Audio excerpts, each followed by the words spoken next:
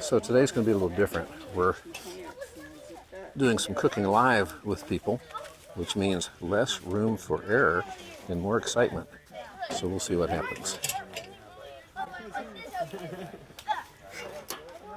We've got a couple of pots of cobbler, or actually dump cake going. So it's time to put our ingredients together and get our pot ready. This is not so much to get the oven to where it's going to be non-stick, but it's really designed in this purpose to get the parchment paper to stay in place. So I'm not looking for perfection. If I were, what I could do is actually trim the edges. All I want to do is make sure that I don't have much cleanup work to do. So I've got the parchment paper in. I'm going to dump in my couple of cans of pie filling.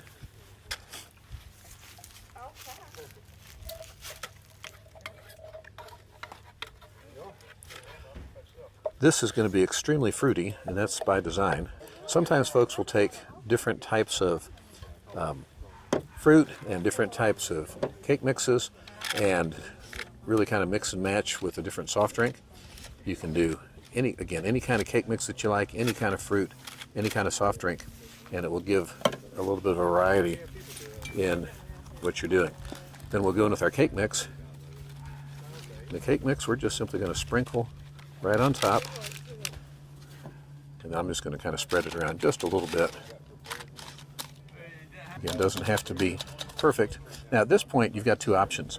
You could go in with a stick of butter and thin slices placed all around the pot, or what I choose to do to be dairy free.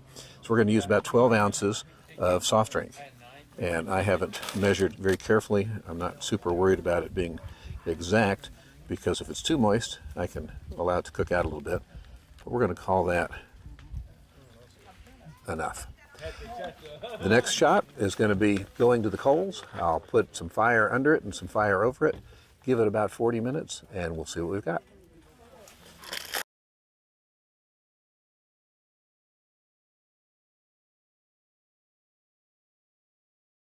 Welcome to Uncle Mike's Outdoor Kitchen. Actually, Uncle Mike's Outdoor Kitchen is wherever we light up the fire, and it's a movable feast. I've got some basic information to give to you, but rather than just go straight to the basics, what I'd like to do, I want to hear what your questions are. I hopefully will answer most of them as I talk, but first off, just kind of let me hear some of the questions you have.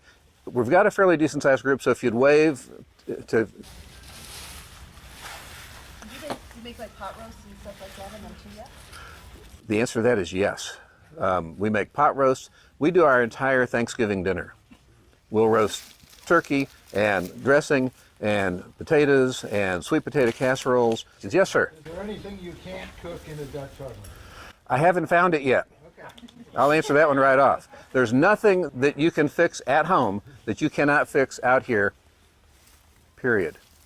What do you need when you're starting Dutch oven cooking? And the first thing that I would say is you do not have a successful outing of Dutch oven cooking if you end up in the emergency room because you have second and third degree burns. So the very first thing of importance to me is a good pair of gloves. Something that, good leather gloves. I love these. It's kind of like some of the shirts that I have that my wife wants me to throw away. Just because the lining comes out and just because there may be a hole here or there, this is still great for me, but it also keeps other people from stealing my gloves because, like who would? When they're new, by the way, they look a little bit prettier. The second thing that's important when you're talking about heat is where do you get your heat? I use mostly charcoal. Charcoal gives you a consistency in its burn. Most of the time, when I light my coals, I've got a good 45 minutes to 50 minutes of consistent temperature. What's the main temperature that folks cook with at home in your oven? 350 degrees. Most of what I cook out here is 350 degrees. What I use is a method called the Dinwiddie ring method. And what that method does is it has you take your cast iron and put your coals around the rim, edge to edge. If you make one ring around the top and a similar ring of coals underneath, you're going to have somewhere around 325 to 340 degrees, maybe a little hotter. So within that 350 degree range. But I don't count coals anymore. I know that if I'm going to have a hot oven that I want really hot, I'm going to cover the lid with coals, and then I'm going to watch it very carefully. If I want a cooler oven, I'm going to just do one ring. Again, the higher temperatures, I might do a ring and a half or 2 rings. So I'll vary it that way. But for the most part, one ring around the bottom, one ring around the top, you're going to be pretty close to that 350 degree temperature. And any recipe that you're wanting to cook with that temperature range, you're going to be pretty safe with. So the first thing I say you ought to have is gloves. You don't want to burn yourself. You also need to be able to manage your coals and move them around. If you saw me playing around with coals here for a moment ago, you would have seen me using these big long-handled tongs. With long-handled tongs, I can pick up hot coals. So gloves and tongs to keep from burning yourselves and to manage your coals. You got to light your coals somehow. For me, the best way to light coals is using a charcoal chimney. You simply fill up your chimney with the number of coals you need, and then you put a heat source under it. Now the heat source can vary. You can take newspaper, crumble up a couple of sheets of newspaper, put it underneath. Could take a homemade fire starter, just an egg crate with some wood chips and wax. One of these underneath the bottom of that is usually sufficient to get my coals started. Today, I took my charcoal chimney full of coals and I put it on a propane burner, turned the burner on, and that got them started. The chimney draws the heat up through it, lights the coals the most rapid way that I've found that I like. At some point, you're going to have to take that lid off of your pot. There's a simple lid lifter that you can pick up at any sporting goods store that will allow you to pick it up. My lid lifter of choice is one called the Mayer lid lifter. It's no longer made, but there are other manufacturers that make similar lifters that there's a solid piece of rod here and a movable portion. And with one like this, I can pick up a lid and it didn't rock at all. I can take that lid and I can turn it completely upside down if I want to dump my ashes off. Once you have taken your lid off, you got to put it somewhere. By setting it on a stand, your lid is off the ground. You're not going to have the problem of having debris go into your food. They can also serve as a trivet to lift your entire pot a little bit higher off the coals if you're concerned about the temperature being too hot and you need to slow down the cooking process. Another thing a lid stand does for you, you can put coals under it, flip your lid over, and now you've got a griddle. There are some people that will go and buy these folding lid stands, which I think are great. They're portable. You can store them easily and carry them with you. And then they find, you know what? I can use this stand also to lift my lid. So all you need is one device, except now that you've lifted it, where are you going to put it? Because you're holding your stand. So if you choose to go this way, get more than one. The size that most people use most commonly is the 12-inch Dutch oven. Any recipe that calls for a 9x13 pan, you can use in a 12-inch Dutch oven. There was a question about care and cleaning. If you care and clean for your cast iron at home, you know how to care and clean for your Dutch oven. It's cast iron. It will rust if it's exposed to oxygen after having gotten wet, so it needs to have some sort of a coating on it to keep it from rusting. A seasoning will do that.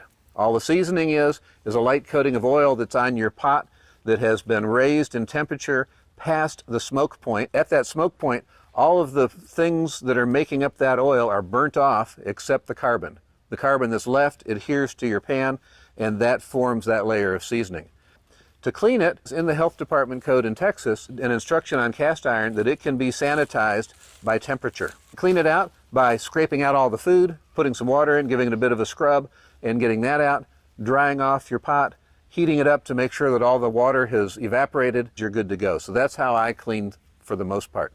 When Daniel and Kate and I talked about things to fix and things to cook, they wanted me to do some simple recipes. I made a simple dump cake. If you take a couple of cans of a fruit filling of some sort, dump it in your pot, take a cake mix of some kind and sprinkle that over your fruit filling, and then take some sort of a liquid. In this case, I used Sprite, and pour that over your cake mix, and then put it in the oven for the time that the instructions tell you.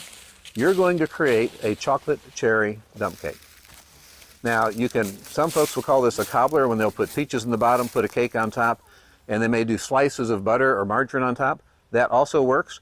And it's delicious and good stuff as well. So, simple recipe, pie filling, cake mix, Sprite. When you do that according to the manufacturer's instructions, you end up with something that looks like what I'm about to show you. And if I tip it enough, I will dump it out. So I'm going to try not to tip it, but it's going to be this right here. So in just a moment, I'm going to carry this over to our serving table, which is where people are sitting now. So you can feel like you're being evicted or burned when I bring it over. And Daniel and Kate are going to provide an opportunity for you to have some samples if you'd like them. This is going to be a little soupy and sloppy because it's not a cake. So when I say dump cake, that's more of a terminology. So you're going to still have the moisture of the fruit in there. So those are two real simple things to cook in an oven. I'm happy to tell you about more, but I kept you long waiting to get started. I don't want to keep you long waiting to give you a sample.